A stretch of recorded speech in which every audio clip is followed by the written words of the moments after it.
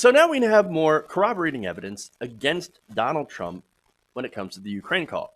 So over the last course of the week, we've had testimony after testimony from Trump officials going in and talking, of course, to the House impeachment panel, talking to these investigators, and every one of them continues to corroborate the story that President Trump had put pressure on the Ukrainian President Vladimir Zelensky in order to do, of course, investigations, political investigations in nature, uh, of Joe Biden, Hunter Biden, and of course, some secret server where Hillary has supposedly 33,000 emails or something like that. Ridiculous, right?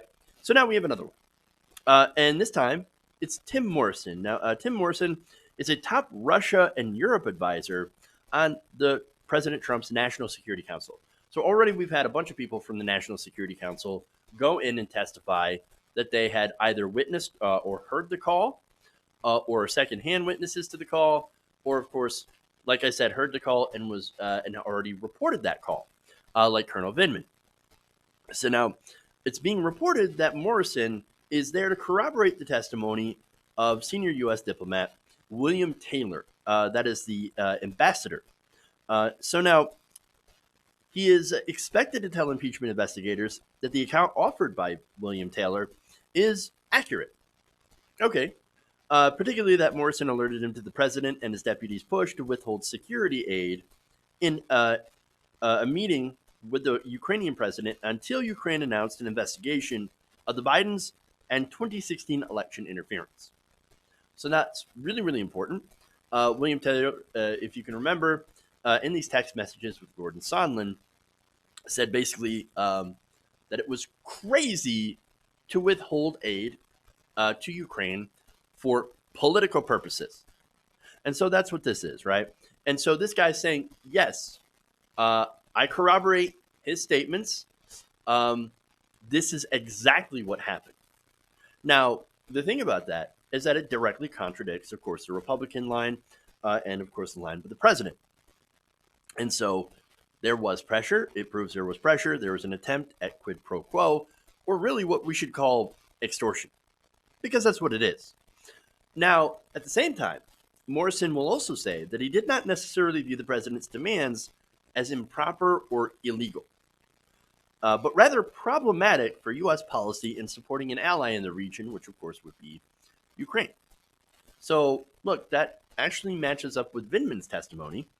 Colonel Vindman, of course, said that, hey, look, if we withhold that aid, that's going to damage our national security interests in that region. So these are the national security guys. And of course, part of their job is looking out for the U.S. national interest.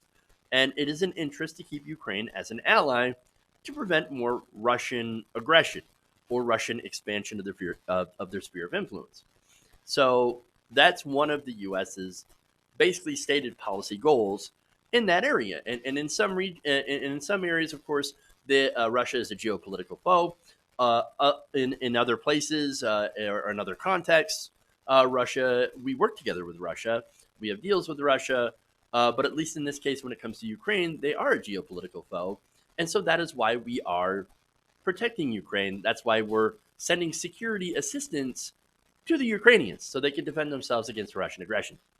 And so Donald Trump holding up that security aid obviously imperils our goals, the U.S. goals, as well as Ukraine in that area. And so that how all these national security guys be incredibly concerned, like, hey, wait a minute, what are we doing?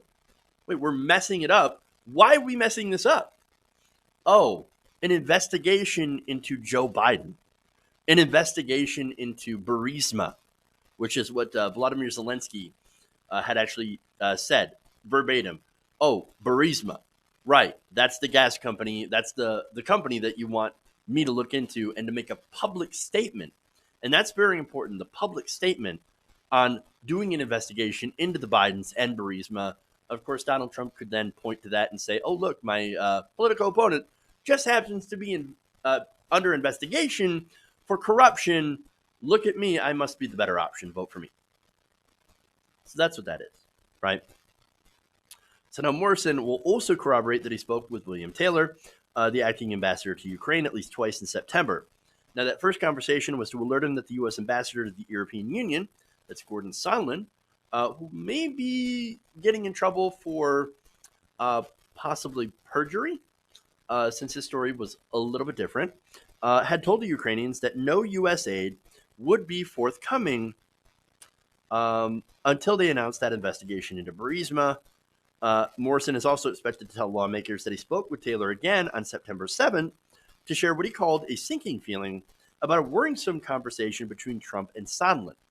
So that's something that we didn't know, or at least that I didn't know either, that was going on. Now, what was that conversation?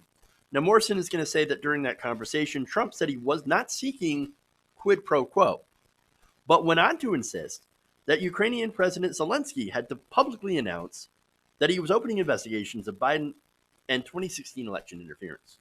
So, of course, that's Donald Trump saying, I wasn't seeking quid pro quo. I'm just not going to give you the aid until you actually start the investigation into Joe Biden and the Burisma and the secret server I know you guys have. Really? Well, how is that not extortion? How is that not quid pro quo? I love how he's like, if I don't use the words quid pro quo, then it's not actually quid pro quo. Really? Really? You think that's going to work? I bet that's why he's like, perfect call. It was a perfect call because I didn't actually say quid pro quo.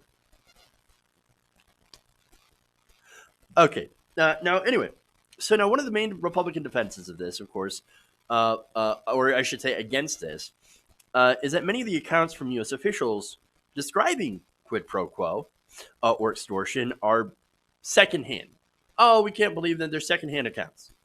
Well, no, we have people who have firsthand accounts. Again, Vinland literally listened to the call, tried to make changes to it after they had took certain words and phrases out. So that's very important. The White House took words and phrases out of the transcript. He's like, no, I'm going to try to put them back. He went to his superiors. The superiors said, no, we're not going to put them back. In fact, what we're going to do is we're going to hide the original transcript in a secret server. It will never see the light of day. And what we're going to do is we're going to release a memo that just takes out these specific things. Right. Now, what's also interesting and goes against that is the fact that Taylor had mentioned Morrison's name about 15 times in the arresting 15-page opening statement of his congressional testimony. You know what that means? Morrison was deeply involved in U.S. policy in Ukraine. And so, not secondhand knowledge, very firsthand knowledge. Now, Trump, according to the U.S. envoy, made Ukraine aid contingent on the public pledge to investigate the Bidens and the 2016 election. And Taylor had testified that Morrison told him that Trump didn't want to provide any assistance at all to Ukraine. Any. Oh, no, so we're not going to do it at all. Well, obviously you can't do that because Congress had already passed that. When Congress passes something, it's up to the president, the executive branch, to execute it. And so Donald Trump said, no, I don't care about the laws. I don't care about any of this. No, what we're going to do here is we're going to disregard that and hold up that money. Because, like, I'm going to have to give you that money anyway at some point. But at least I'm going to hold it up until I get something that I want in return. I don't want to give the money in the first place. Now, I'm kind of curious as to why he wouldn't want to give the money in the first place. Oh, right. It's because Ukraine is currently opposed to Russia. Again, Donald Trump, I believe, has business ties in Russia. And the Trump organization got a lot of money from Russia. So, look, U.S. Donald Trump Jr., he had said in an interview, yeah, we get a lot of money. We get all our money from Russia. They must really like golf. I'm sure that's exactly what they like. Yes. And look, this isn't the only time President Trump has been deferential to Russia. According to testimony from another official on the NSC, Trump had blocked a condemnation of Russia after they had seized a Ukrainian ship and sailor and a group of sailors these are military vessels in the Sea of Azov. So the State Department had written that out. They had that condemnation immediately drafted. Trump personally stepped in and said, no, we're not going to condemn the Russians. No. The Russians can do whatever they want in the Sea of Azov. That's not our problem. We're not going to do that, and I'm certainly not going to piss off Vlad. No. So, Now, Taylor said this whole thing, especially the not trying to or not wanting to provide any military, not military, but any assistance, monetary assistance to Ukraine at all, he said it was that extremely troubling. Quote, that was extremely troubling to me. If the policy of strong support for Ukraine were to change, I would have to resign. Based on my call with Mr. Morrison, who would relate that message, quote, I was preparing to do so. Yikes. Now, Morrison later notified NSC lawyers about the pressure being exerted on Ukraine, according to Taylor's testimony. So here's what we have. More corroborating testimony. We have witness after witness firsthand saying that without a doubt, there was a pressure campaign on Zelensky and that Trump was trying to do quid pro quo. Now, whether or not he's successful, and Republicans are making this argument as well. I mean, he wasn't successful at doing quid pro quo, so I guess it doesn't count. No. Just because you fail at doing a crime doesn't mean it's not a crime. Doesn't mean you weren't attempting to do a crime. That's why you have things like attempted robbery and attempted murder. You tried, you suck, you fail, and you still did the crime. Again, if you plan to shoot somebody and you were too stupid to load the gun correctly, or you end up shooting yourself in the foot, or you end up shooting something else because you missed, because you suck, well, you still technically are guilty of a crime. I mean, it's ridiculous, right? Ineptitude or ignorance of the law does not shield or should not shield you from the consequences of the law. At least, again, if you're a normal person. Now, remember, of course, Donald Trump, not a normal person. According to Republicans, Trump is above the law. And so that's a big problem. So now we obviously have to hold him accountable. So now earlier today, Democrats formally did the impeachment process, right? And that's one way to hold the president accountable, or at least to attempt to. The other one, I think the more the way that it would actually work, and that has a better shot of success, of course, is to vote him out in 2020. And I know that seems like a long time to wait, but I don't necessarily see impeachment and removal. I do see impeachment, and then I see corrupt Republicans basically saying, we don't care about Donald Trump's corruption because 90% of the Republican base loves Donald Trump and doesn't care at all about his corruption. And so, again, that would be a good way to hold the Republicans on the record for being okay with corruption. But at the same time, you could use that for your own political purposes in order to win elections there. And so the only other way, like I said, is to beat him with a real progressive, somebody like Bernie Sanders, who in every poll matchup since 2016 has crushed Donald Trump. So I think that's the best way to do it. Hey guys, hopefully you enjoyed that free video. Now I'm going to have to ask you a favor. Between the demonetization and the YouTube algorithm messing around with view counts, etc., we're having a hard time adjusting to the new YouTube reality, which is where you guys come in.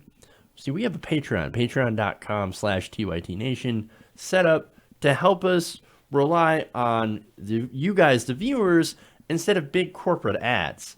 Look, you know the show. You know I'm not in favor of big corporations anyway.